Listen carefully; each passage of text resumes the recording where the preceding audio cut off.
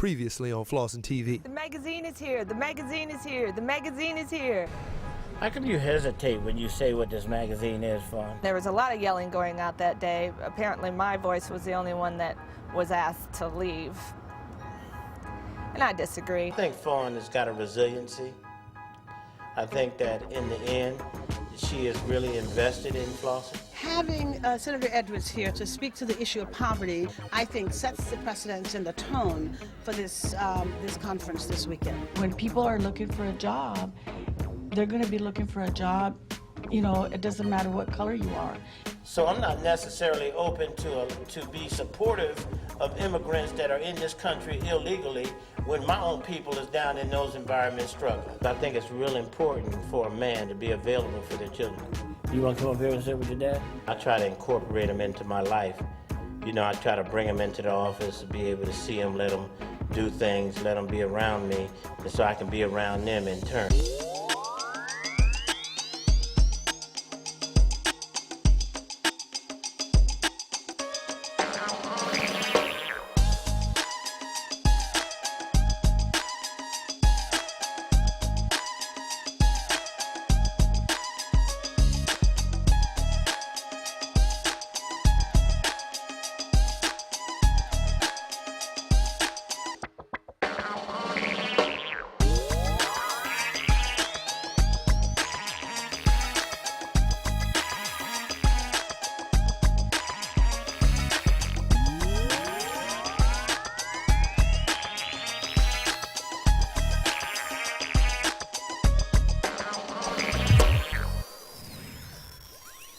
I think it's really great that Flossin makes it its business to really promote and to find young people that are doing really great stuff. Say what? Well, all right. Well, you know, you keep on being pretty to be carrying. I don't, you know, what? Don't tell me nothing. What? I'm going to have to bring my manager in and tell you.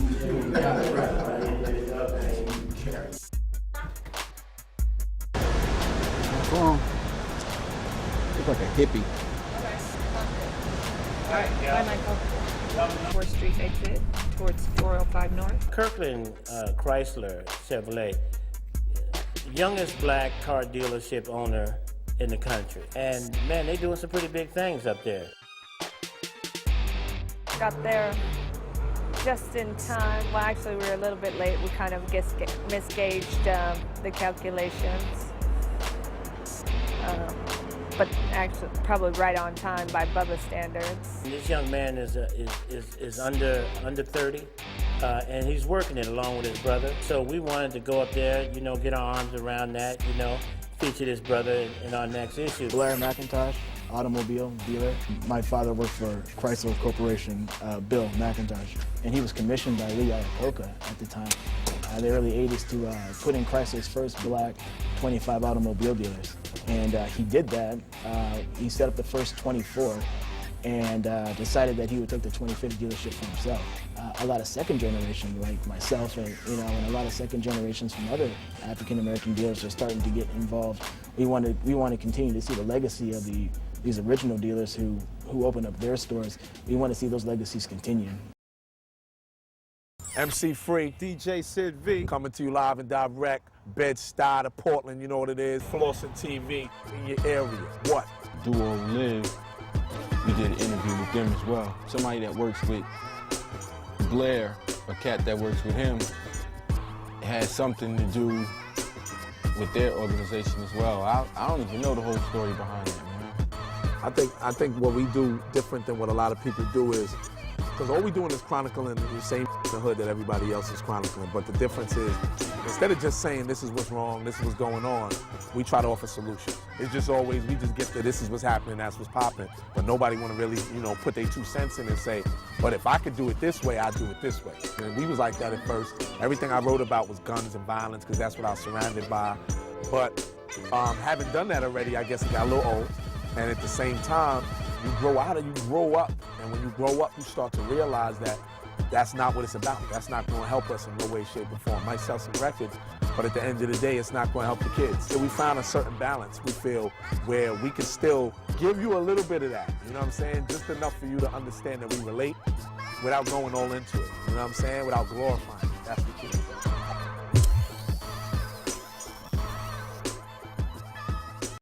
Coming up on Flossin TV. Any reason to play golf is a good reason to play golf. I don't know about you, but I could probably hit him. We need a sales force that can sell this product. I am John Dover. There's been a lot less fighting, a lot more productivity. I close a million things without your help. Watching Aaron over at Liquid Asset, young guy out there, entrepreneur, growing his company. James Stewart. I want to be known as the best motorcycle racer ever. Happy 25th anniversary, SCI. And I would say to anybody, what wouldn't you do to save your own child? And whatever you would do to save your own, we're expected to do that for every child that comes through the door. Any reason to play golf is a good reason to play golf.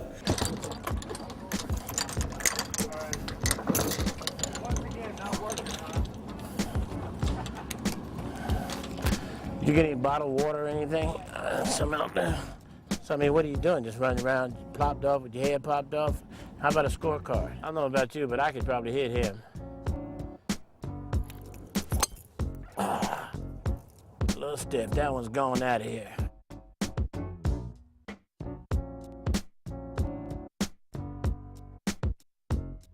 They say this is how the big guys do it. They strike these big $1 million deals out here on the golf course, so we figured we'd come out here and get out a try. We appreciate you guys coming out and following us around for a little while. And hey, man, stay tuned for more Flossin TV. We need a sales force. We don't need to buy no pins, pads, no staples, no nothing. We need a sales force who can sell this product. Simple as that. I'm not saying we need any sales force. We need a sales force that can sell this product. To who? To whoever's buying it. Yeah, who's buying? Isn't sales your department? Well, it is. So you should know the answer to that question. I am John Dover, new to the Flossin team, kind of working into the position of... Well, John is contracted with us solely to do advertising. Creating the meat and bones behind a lot of our sales. But he's sort of getting more involved in the day-to-day planning of, of our marketing strategies and stuff like that. When we have our advertising meeting, he's able to hear what's going on in that meeting and put it and score it down on paper. It's quite the ride. Flossin is an exciting project. They all start out in this process with the greatest of intentions. I think a lot of people go into pretty much any job situation with, your guns are out, both barrels pointing, and the problem is you don't always know where you're pointing to. John he seems to be a strong player, but with anybody, time will tell. Between him, Matt Hennessy, Bubba, and I, there's been a lot less fighting, a lot more productivity, and I don't know why that works. I don't know what the synergy there is, and then Troy's even come into it, and I don't know what you're going to do on Flossin TV because I don't think we've fought with each other in over a month. I don't hear you asking. You don't hear me asking. It's your job to sell advertising, but I got to be the one to ask. But I'm the one that close, not you. I do. You ain't closing thing this week. I close a million things without your help. Have you caught any arguments? It might be working. Flossin is at a real interesting time, and as you've seen over the previous issues, the evolving process. When you think about the fact that you're running a business and that the big grind, I think, that John certainly has to deal with more than anybody else at all times is, do we have enough money to pay everybody? Do we have enough money to keep on pushing the magazine, the TV show, the street team, everything else that we're doing? And that burden falls on your shoulders all the time. And every time it feels like you've made some headway and you think things are okay, some other sort of shoe drops and you find that you're right back at the grind again. Well, I'm excited about the company. I think that they're are some really great opportunities for the company, and I think that this is an interesting time, as in the life of any organization, you grow, you level off, you grow, you level off. I think it's really good for the company to really take some time and be introspective. Really focus on what its business plan is, really focus on what its potential is for the future. To me, the big statement here, in my opinion, is how do you get to the place of saying we've got the investment dollars that we need, now let's just go focus on getting it done even better. A lot of times people look at businesses just through a window, and they think that, you know, because a business is up, that, you know, one day you can just think about starting a business or doing something, and you can just get up that morning and take out your checkbook and write a check and say you're doing business. Well, you know, that's not true. I get $1,000 out of my ass every morning and don't even have to wake up. My bank account. Yeah, well, I'm sorry. It's your bank account you got to be concerned about. It's your bank account. Stay tuned for more Flossin TV. Righty. That's pretty sick right there. Yeah, that is a sick one. Come on, hook this up, man.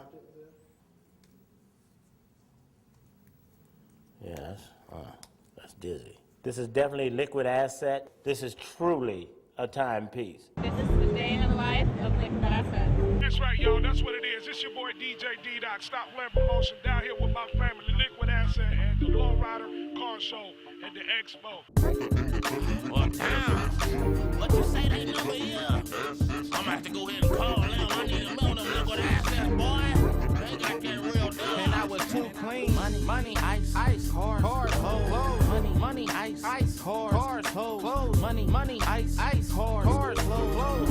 Money, ice, cars, clothes. When I walk up in the club shining, homie, quit your staring. Pick up the phone, down 1-888 iced out and holler it in. Or hit the big. Liquid Asset is a thing. We sell gold coins, jewelry, money. That's what we doing. So I built the car, Liquid Asset, 95 Fleetwood. I'm gonna ask you now, the hardest car out here, what car you think is the hardest motherfucker out here? The hardest, man. The hardest car you done seen out here. There's so many of them out here, man. That Cadillac over there, you know, for sure, without a doubt. Our car show went good, yeah. Pretty good turnout, and You ever seen a car with nothing but diamonds in the grill? All right then. I like that. But when you ain't got bouillon and diamonds on your car. Yeah. I feel you. Where's the owner of this car? Who's the owner of this car? Who's the owner of this car? All right, well, who's in charge? Docs is a DJ up in Seattle. He basically repping for us up there and down for the camp. They're from Miami, Florida, 64 SS. Built that bow tie connection. You know, we got a shop in LA, we got a shop in Miami. You know what I'm saying? And we're killing them right now with the pink, man. Y'all don't know who your competition is? Can't say, man. All right. We just going around getting everybody honest opinion. But I'm telling y'all right now, ain't nobody without calling with them. Which one? That Living Acid? That's hard right there. Well, actually, you know what? You are competition. So, you know what I'm saying? Hey, I give y'all respect on that one. That's my favorite part besides this one. Watching Aaron over at Liquid Asset, you know, a young guy out there, you know, entrepreneur, you know, growing his company. He went there and he took that down. And he, you know, and he placed second in that event overall. Number 2 in the show, first in my class, first time out. You know, we're on the way to Vegas right now. We're gonna bring some heavy competition. I think it's important for Flossin to highlight successful business people, period. For us, it's all about those individuals that are out there, you know, trying to make the things happen, that have integrity to them, you know, rather it be putting out quality jewelry, rather be putting out cars, you know. It's just, you know, it's important for us to go find them people who are doing healthy, successful things and get behind them as best we can. James Stewart, we had a fan come to us and said, hey, I think you guys ought to cover this in your magazine. This guy's just phenomenal.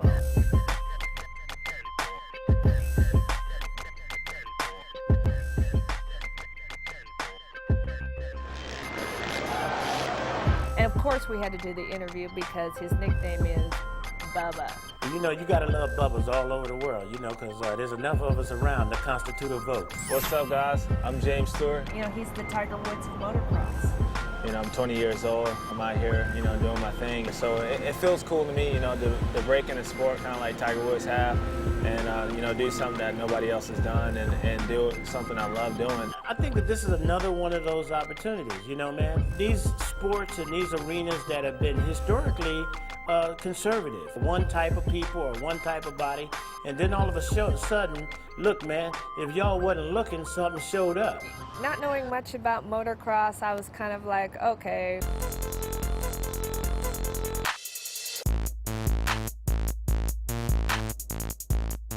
Motocross has really advanced quite a bit. We have major sponsors, we have major television, we have all of the amenities that a major motorsports organization would have. We're just kind of on the cusp of exploding. I see younger kids coming up at the racetrack and coming in and trying to ride motorcycles now. You see motorcycles in all kind of rap videos and stuff like that. And once you get there and it's all loud and the people are all into it, the track is right there, and it's almost like you're involved in the race. A lot of fans get to come to the races, a lot of jumps, you catch a lot of air out there. It's very exciting. I am now a motocross fan.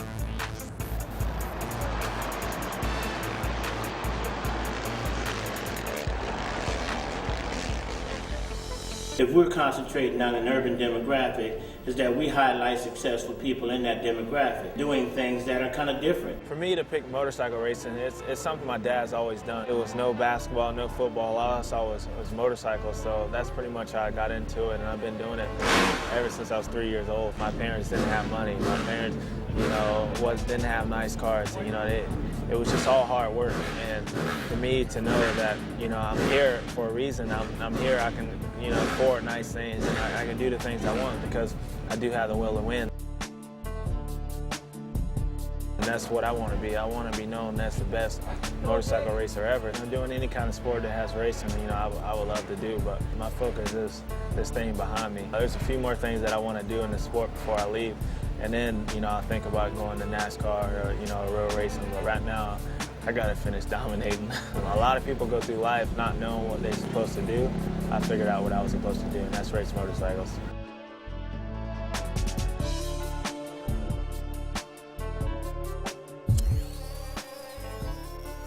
Stay tuned for more Flossin TV. Happy 25th anniversary, SCI. This Terrell Brandon representing Northeast Portland. Happy 25th anniversary. Much love. We just felt like there was a lot of positive skills that you learn in sports that are transferable back to the classroom and to other career fields. So we started the first self-enhancement camp in 1981 to give kids an opportunity to be in a structured environment, play some sports, but learn how to transfer some of those skills back to other areas. I've been involved with SCI since the beginning. It started as basketball camp, and then all of a sudden it just escalated to what it is now. So we glad to be a part of it. We start with kids at age 8, and we stay with them all the way to age 25. So most other programs don't have that kind of longevity. I think SCI is one of the most premier organizations, particularly nonprofit organizations, in the region. We really run SCI like a business to make sure that we cross the T's and dot the I's so that we can continue to do what we do. And quite frankly, have a blueprint that is really important to be looked at. We now have the opportunity to hopefully replicate in other cities around the country. I think Tony Hobson could be very proud that self-enhancement is truly making a difference in the community. Tony Hobson's involvement in the community and his impact on these children, you see it in his daily walk. He's very much hands-on. He's not just administering a program. They have a tremendous staff. Tony's been blessed to find some really good, strong people who I think are very inspired by the SCI model as well. Our job is to make sure that these kids are successful. I think the main thing is it's a community-oriented community center.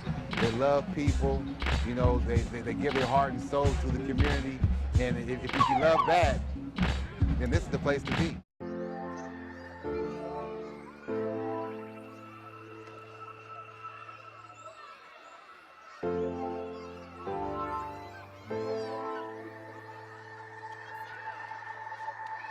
It's not just a center, it's not Band-Aid daycare, it's family. And a lot of our kids don't have that experience. And I would say to anybody, what wouldn't you do to save your own child?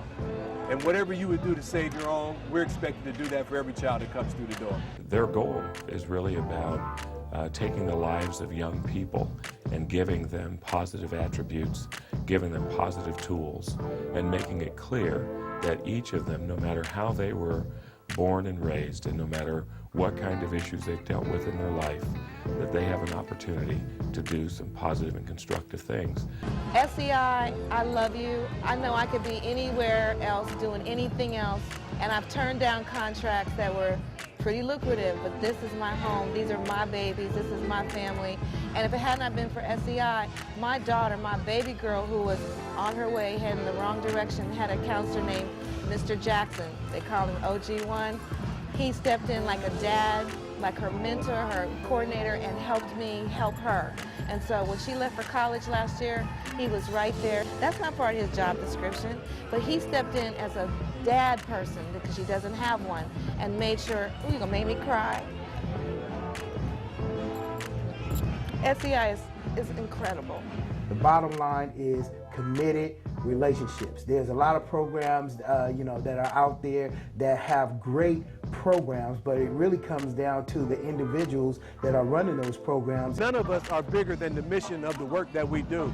Me personally and anybody else. And as long as we can keep that in mind and as a group work for the good of our community, good of kids, then you have the kind of success that we have here at SEI. Happy 25th anniversary, SEI. From your guy, OG1. It's real official right now, the 25th anniversary of SEI. God bless. Happy 25th anniversary, SEI. Happy anniversary, SEI.